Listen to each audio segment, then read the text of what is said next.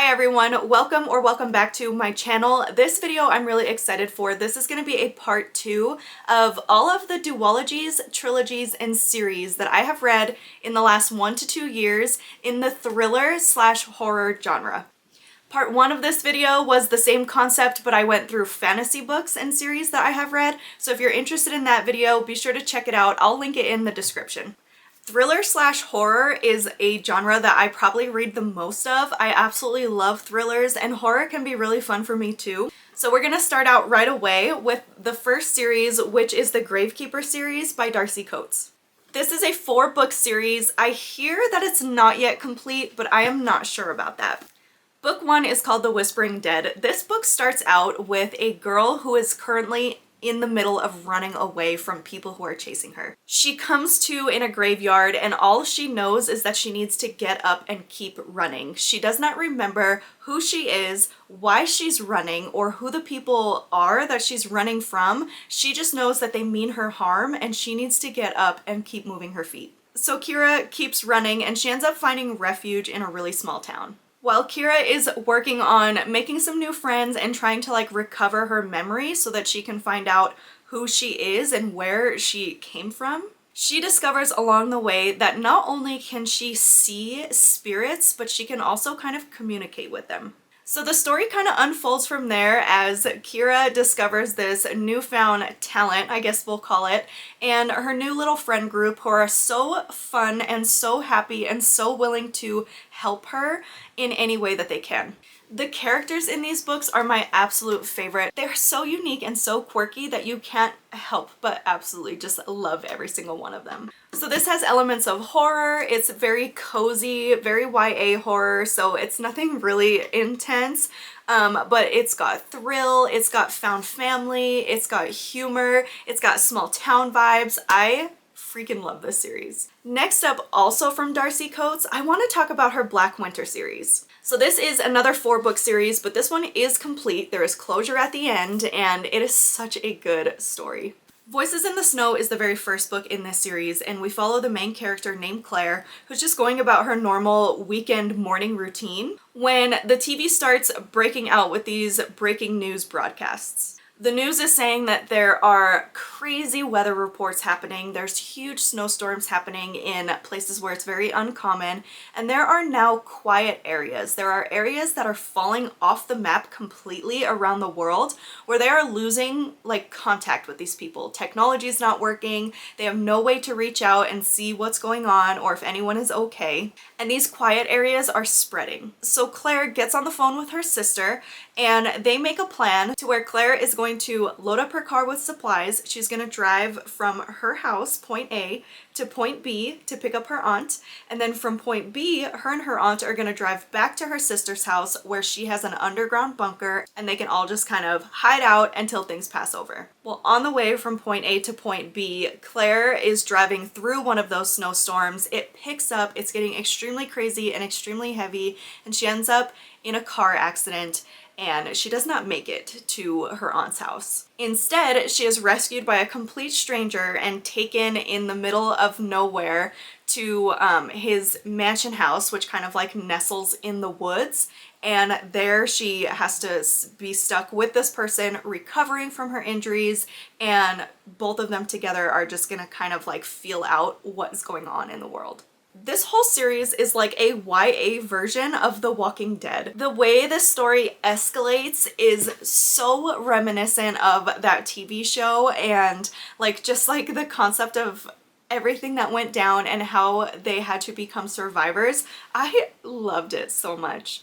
I will also say that these books are pretty thorough. They're chunkier than some of Darcy Coates' other books, especially that first series that I showed, but I will say that the audio versions of these books is fantastic. I read the first 2 physically, and then the last 2 I did, am I touching the right ones? I'm not. I read the first 2 physically, and the last 2 I switched to audio, and I loved the audio version. Moving on to one of my all-time favorite little trilogies ever. And this one is super well known, but it's the Housemade series by Frida McFadden. So there's 2 books in this series. The 3rd one comes out this year. I have already read it. I was given an ARC copy of it, and I'm so thankful for that because it was amazing and I loved it so much.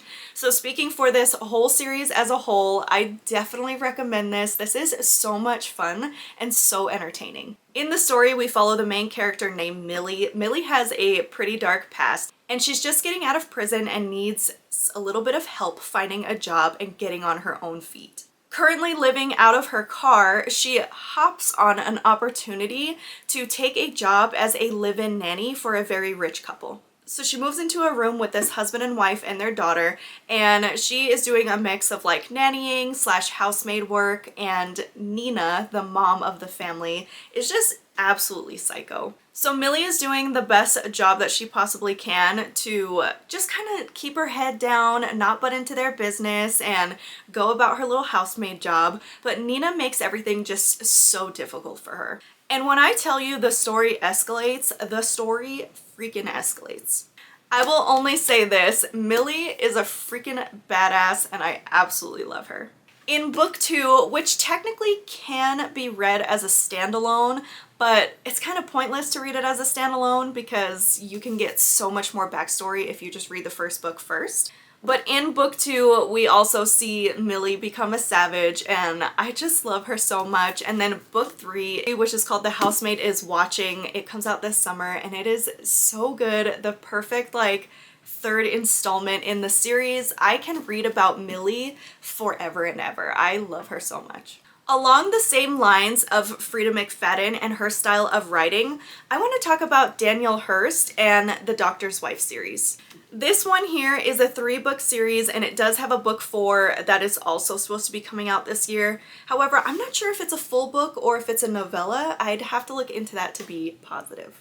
But this series right here, this is so fun and such a good psychological thriller. In this story, you have a husband and a wife named Fern and Drew. Drew is a doctor and they have a lot of money. They have a really big, huge, beautiful home. Fern does not have to work. She's able to spend all of her free time doing whatever she wants, and they seem to have the perfect life. Drew, the husband, thinks that he's being sly by having an affair, and he thinks that his wife is completely clueless, but Fern knows the deal, and she's just trying to play it off like she has no clue. She's trying to play the perfect wife part and just kind of like bide her time while she makes her own plan to get revenge on him. Things get crazy in this story when the husband, for very specific reasons, suggests, hey, let's move to this small town.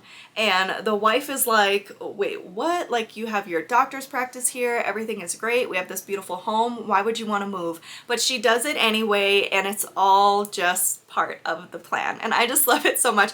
This is so much fun. It's also a pretty short book. And Fern the Wife, I absolutely love her. Her story continues in the other books. Next up, I want to talk about these 2 books right here. This is Dead Woman Crossing and Last Day Alive by Geneva Rose. This is a duology. These are 2 of Geneva Rose's books that I never see anyone talk about. I know she has a lot of popular thrillers, but these are so underrated. These were just fantastic. In Dead Woman Crossing, we follow a woman named Kimberly King. She is a detective in New York City. Being a detective in New York, Kimberly has seen some shit, and she is ready to move away. She's ready to start over with her and her young daughter and kind of leave some trauma in the past. So when she is offered a job in a small town in Oklahoma, she jumps on it and they make the move. The town that she moves to is called Dead Woman Crossing, and even though the crime rate is very, very low there because the population is so small, the town has its name from a previous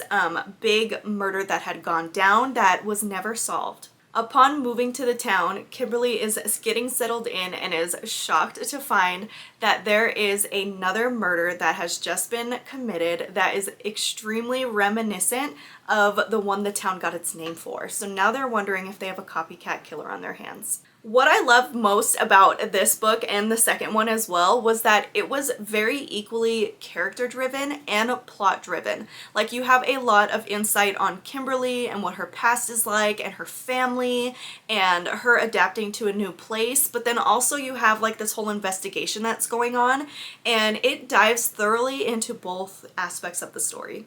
In book 2, it is a continuation of the story with the same characters, and it just sums up everything perfectly. I love these books. This is like perfect, cozy thriller mystery. I actually wish that she would write more books in this series because it was so good, so cozy, and just so easily a page turner. I definitely recommend these. Last but not least, I have one more. This is another little series from Darcy Coates. It's just a duology, only 2 books, and they are short reads as well.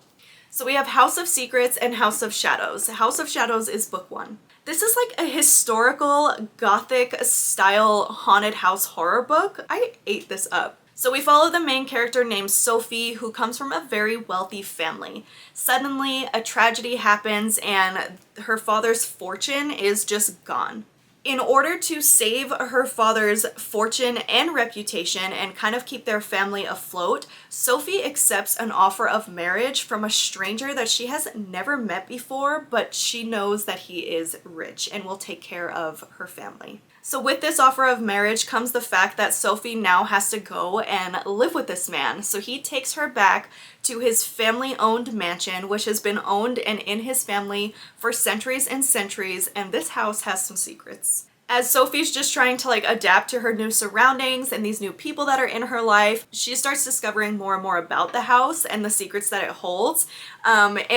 She ends up just taking them head on. She's a super strong female main character that isn't going to take no crap from nobody, and I love that about her. But while this one had like some of your typical elements of a haunted house, it also just had such a cool atmospheric vibe with like the old style gothic like carriage rides, and like the mansion was just super old, and the language that they spoke in was just like super respectful and old. I just loved the whole vibe of this. And then in book 2, I felt like it equally was as good. It just like continued the story, it ramped up the action, and overall this little duology is definitely worth a read, and like I said, they're really short, very entertaining. So that's all I have for this video. I feel like it's pretty rare to find series in the thriller genre. Like they're usually just standalones, so I would love any recommendations that you guys have, especially judging by all of these books that I talked about. If there's anything else that you think I would really enjoy,